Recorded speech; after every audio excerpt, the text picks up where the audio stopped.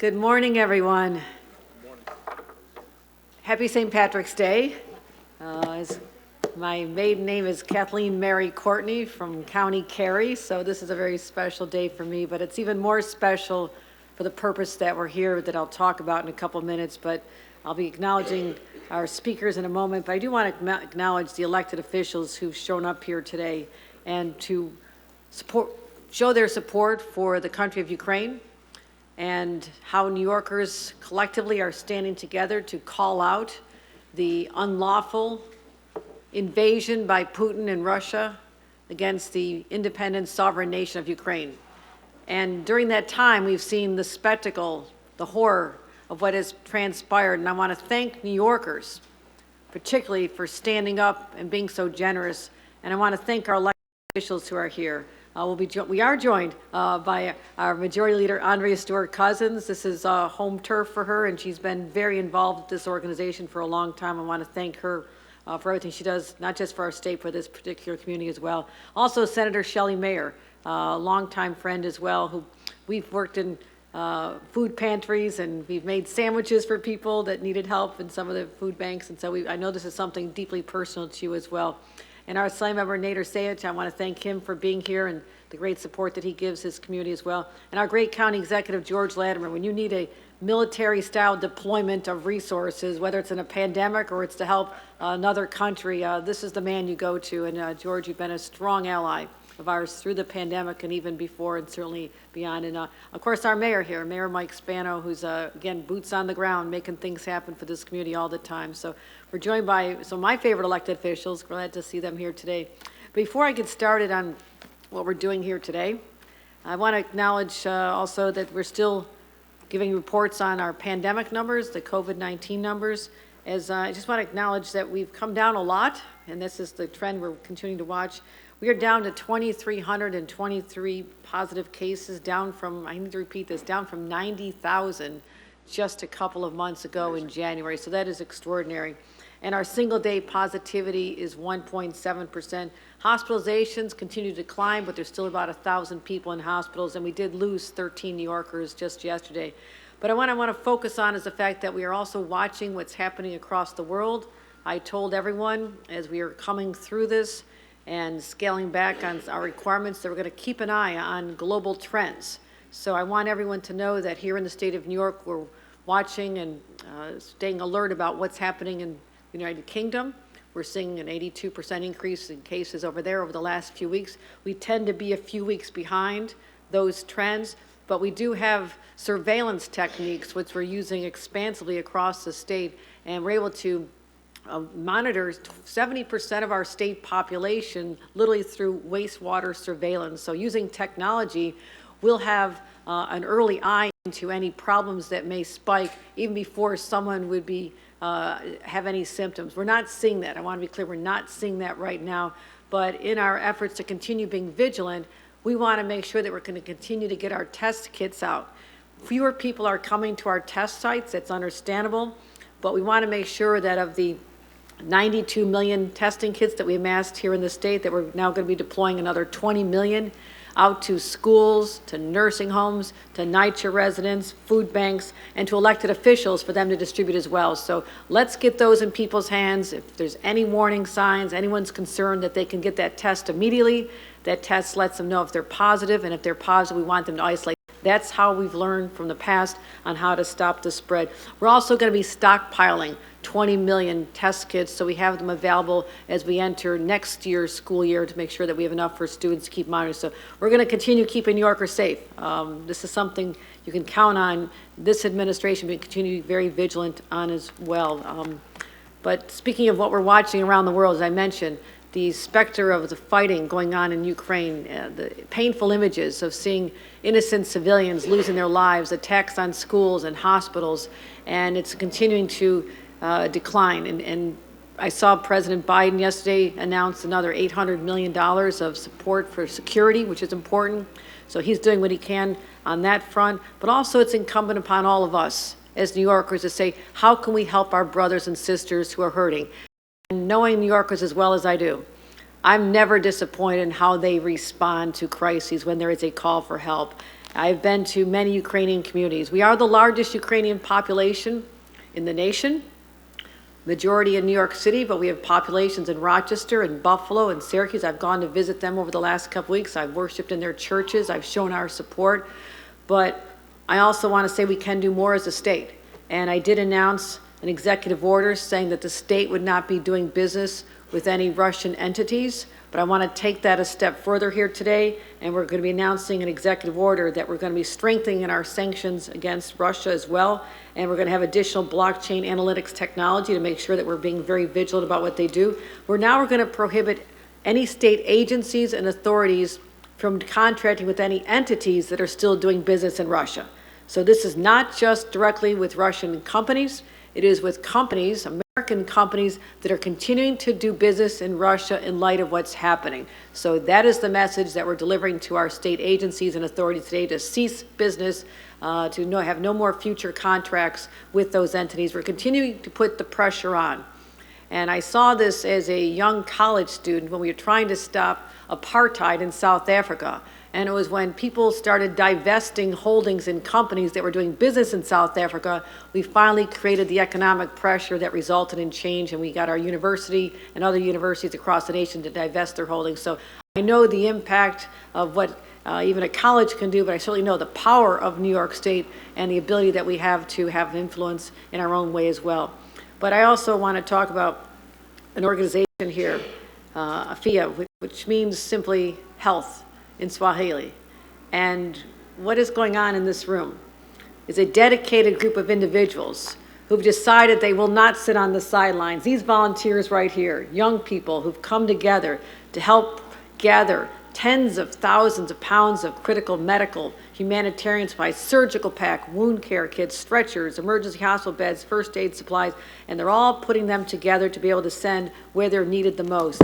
And I want to thank this organization. I also want to thank Ken Rasky. They did this. They brought together all these medical supplies together here today so they could be sent. Ken is the president and CEO of Greater New York Hospital Association. So even still dealing with what they went through during a pandemic and all the stress on the system and the scramble for protective equipment and masks and gowns, they, at a time of crisis for another country, still showed the heart of New Yorkers and our healthcare industry to help people that we may never see their faces, but we know here today, standing in this warehouse in the Yonkers, that we're about to ship out literally 200 pallets of supplies desperately needed, over 100,000 pounds. And we're going to continue doing this, and we're continuing ramping up our efforts to do what we can to support these individuals, not just with our prayers, not just with our thoughts, but real supplies that we hope will save lives. And with that, I do want to introduce Ken Rasky and thank him for his great support and explain a little more about what we're doing here today. But thank you, everyone. Well, thank you. Thank you very much, Governor, and good morning to everybody. It's a very special time for all of us, and Governor, I want to thank you for your outstanding leadership in healthcare. We've worked together, all the dedicated people of the state of New York, on the COVID crisis and the latest iteration of it, and the toll that it's taken on our healthcare workforce. And together we have worked on many issues, and I want to thank you for that outstanding, decisive leadership that you have brought to all of these major concerns. At this point, I want to really do a segue into the healthcare industry. What it's gone through has been a lot, and the stresses are astronomical. But despite those stresses, those men and women who work in our clinical affairs come home and watch TV at night and see the horrors of what's going on in the Ukraine. And because they're dedicated healthcare professionals, it's touched all of them. And I want you to know that these boxes of medical supplies, in many cases life-saving supplies, are brought by the goodwill of the healthcare community saying, you know, we've gone through a lot, but you know what? It's pretty bad over there, and it's immoral, too, on top of it. And as a result, this has allowed us to do some small part, some help to give our brothers and sisters in the Ukraine going through what they're going through. And Lord only knows what that is. But for what we do in the healthcare industry, it couldn't be done without a partner. And Danielle Butin is one of the greatest ladies that we have ever met. She has put together AFIA, which is an organization dedicated to providing assistance around the world. We have worked in Haiti, we have worked in Puerto Rico, we have worked in a lot of different places, and now we're in the Ukraine.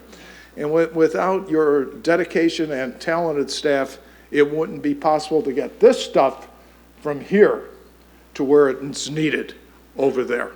So Danielle, thank you so much for your outstanding dedication.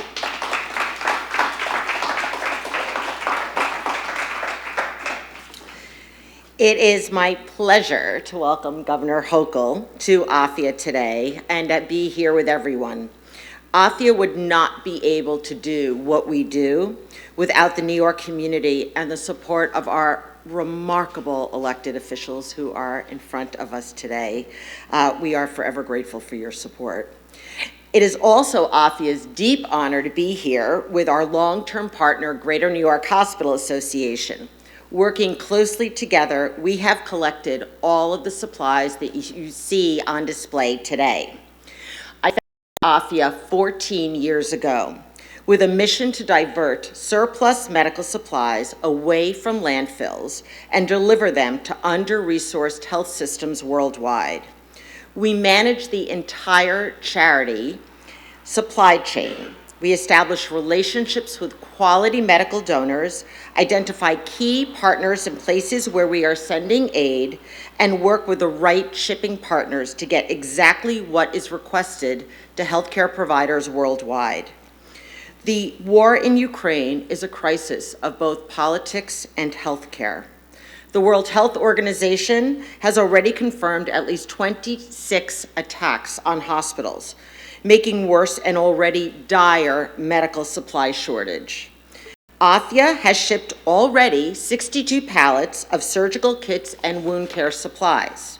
This week, we are sending an additional 200 pallets of supplies weighing 100,000 pounds to our shipping partner, Meast, in New Jersey. Meast will fly our supplies into Poland and then truck all of the inventory to our partner, Alinea International. They will then distribute these supplies in country to healthcare providers in need countrywide. AFIA is prepared to continue to send these supplies as long as the need exists, and as long as we have the means to do so.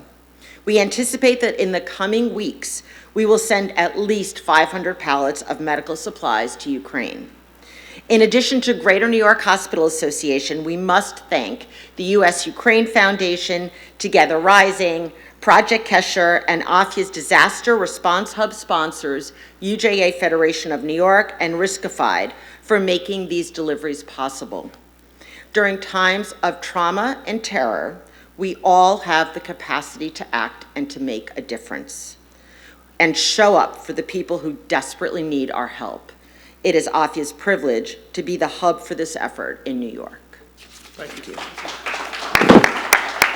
Great partnership. Thank you. Leader Andrea Stewart-Cousins, you'd like to close for us? I do have a parade to get to, and they're not waiting for me, so I'm gonna let you take it away, and I'm gonna hit the road. Is that all right? All right, thank you. Thanks for being here.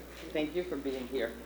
Yeah, I just, again, want to thank the governor for being here and always being supportive of the things that we care about. Have a great St. Patrick's Parade. That's where she's going. She's got to do what she's got to do. But it's so good to be at AFIA. And Danielle, I cannot thank you enough for always responding to the call. As she said, it was 14 years ago, and I guess I probably knew you sort of at the beginning. And AFIA is Swahili for good health. Right? And she was just trying to figure out how she could make sure that countries that needed supplies could get there. And she knew that if she just made partnerships that instead of filling landfills, she will be able to fill the need in destitute places. And that has grown and grown, and, you know, she's been connected by all of us, you know, the mayor, the county executive, and certainly my colleagues, you know, Senator Mayor, Summerlin Sage. I think all of us have found new partners for Danielle. And the thing about giving Danielle a lead, you don't have to do anything else. She just goes because she is so committed with her great staff to make sure that community comes together. And that's what you do. So, Ken, I know that you, yeah, I know, a lot of their hospital supplies would actually go into landfills because you can't use them again. Our standards are so high. So this was an ideal relationship which has only grown. You never have to worry about what happens when you send somebody to AFIA. So for our friends in Ukraine, yes, you have our prayers and our thoughts. It said, you know, my dad, and I know so many people, World War II, my brother in Vietnam, I never saw a war unfold in real time, every moment of every day. It is horrifying. It is shockingly awful. But the fact that we can do something, we who believe in freedom, we who embrace democracy can do something, is really important that we do it. And this certainly is a huge step for all of us, and we can keep contributing to AFIA and other organizations and keep supporting Ukrainians as they fight for their freedom. So thank you so much, Regina. Thank you. Thank you. Ken. Thank you. Thank you, Madam Leader. You want to take questions? Any questions? I don't know if there's any questions that you may have.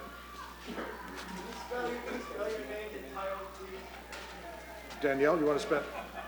Danielle Butin, DanielleButin, as in Tom, IN, and I'm the founder and CEO of the AFIA Foundation. And I'm Kenneth Raske, R-A-S-K-E, President and CEO of the Greater New York Hospital Association. Thank you. Okay, all right, not hearing any. Thank you, guys. Thank you.